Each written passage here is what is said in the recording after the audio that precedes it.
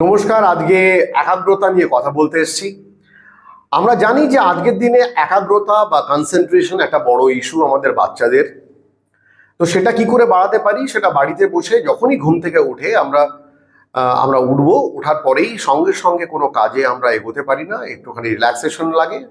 সেই সময় যেটা সুখাসন কন্ডিশনসে একটুখানি বসে কি করতে পারি, আমরা রাইট নোস্ট্রিল যেটাকে বলা হয় সূর্য নাড়ি, আর লেফট নস্ট্রিল যাকে বলা হয় চন্দ্র নাড়ি, আমরা কি করব, সূর্য নাড়ি রাইট নস্ট্রিলকে বন্ধ করব, আর লেফট দিয়ে আমরা নিঃশ্বাস নেব আর নিঃশ্বাস ছাড়ব।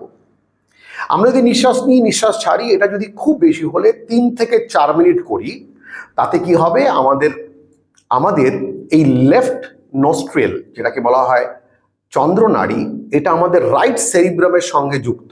রাইট সেরিব্রামের কাজ হচ্ছে ক্রিয়েটিভিটি, ইনটিউশন, ইমোশনাল প্রসেসিং, আর সঙ্গে আমাদের একাগ্রতাটাকে বাড়ানো।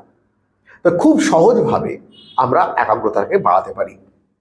এটা আমি জানি না আপনাদের কি মনে হলো, কিন্তু যদি আপনি 10 দিনের জন্য করেন, নিজেও করেন, নিজের বাচ্চাদেরকেও এটা প্র্যাকটিসের মধ্যে নিয়ে আসেন, তাহলে 10 দিনের মধ্যে এফেক্টটা আপনি পেতে পারবেন।